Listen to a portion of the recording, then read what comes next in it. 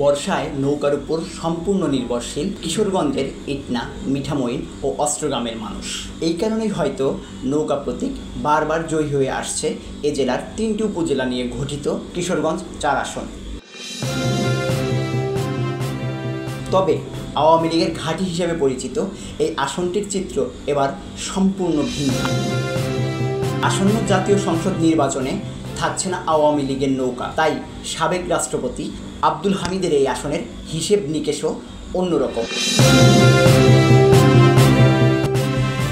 এই আসনে জামাত ইসলামের প্রার্থী অ্যাডভোকেট শেখ মোহাম্মদ রুকন রেজা।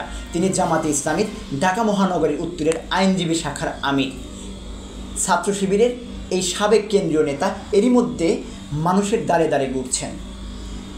স্থানীয় নেতাকর্মী ও সাধারণ মানুষের সঙ্গে কথা বলে জানা যায়, অভ্যুত্থান পরবর্তী রুকন রেজাকে নিয়ে জয়ের স্বপ্ন দেখছেন জামাত।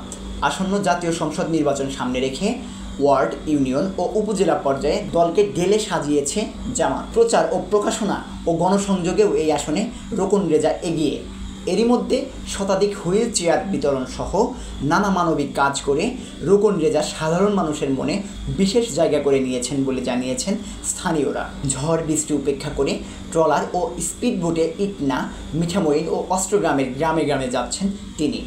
মানুষের সঙ্গে মিশছেন, তাদের সুখ দুঃখের কথা শুনছেন, গ্রামের হাটবাজারে গিয়ে নিয়মিত গণসংযোগ চালাচ্ছেন।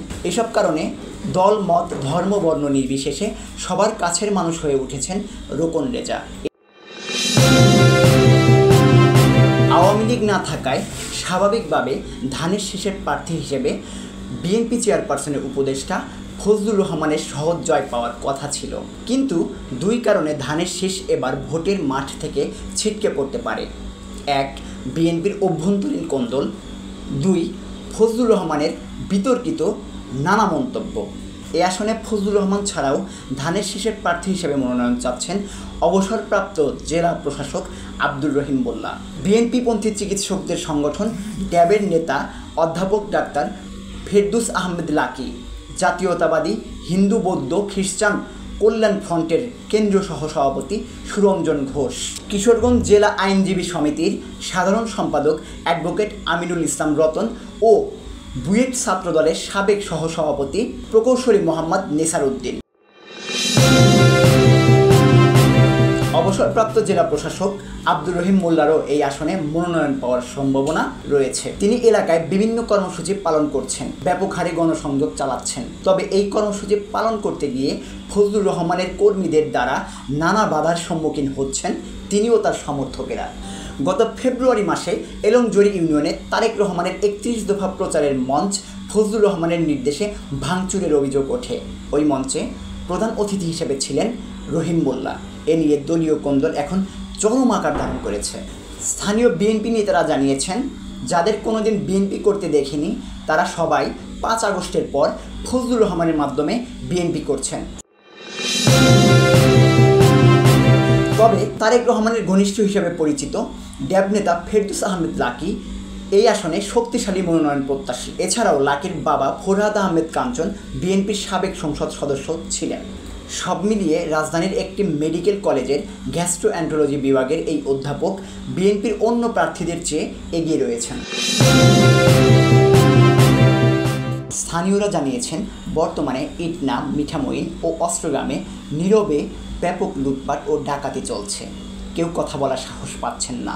কথা বললেই ফজলুর রহমানের লোকজন মামলার ভয় দেখায়, মিথ্যা মামলায় ফাঁসিয়ে দেওয়ার হুমকি দেয়।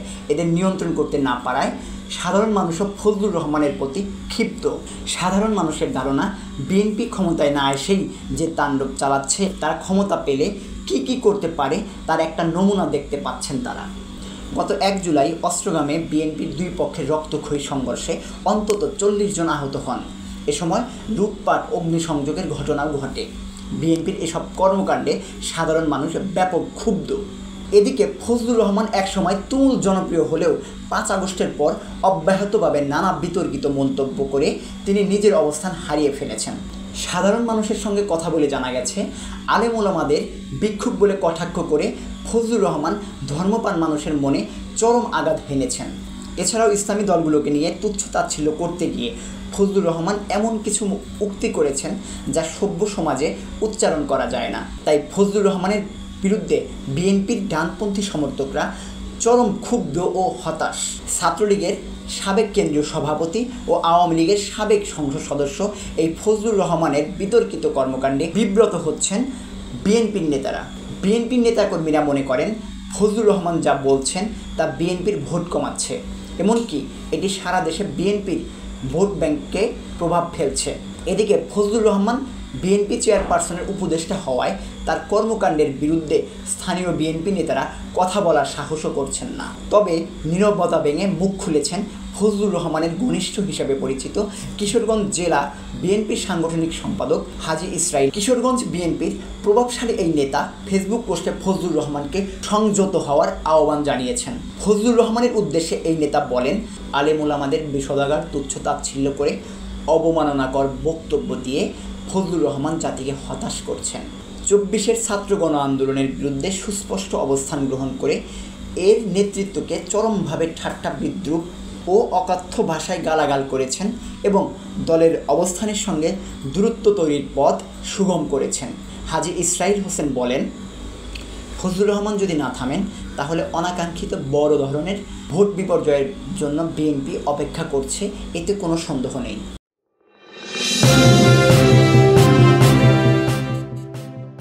এই আসনে ইসলামী আন্দোলন বাংলাদেশের মনোনয়ন প্রত্যাশী হিসেবে মাঠে রয়েছেন ইসলামী আইনজীবী পরিষদের কেন্দ্রীয় সাংগঠনিক সম্পাদক ও বাংলাদেশ সুপ্রিম কোর্টের সহকারী attorney general advocate Bilal Ahmed Majumdar এবং দলের জেলা শাখার সহ প্রশিক্ষণ সম্পাদক হাফেজ মাওলানা মোহাম্মদ আহসানুল্লাহ। তবে জাতীয় নাগরিক পার্টির কোনো কার্যক্রম এখনও দেখা যায়নি।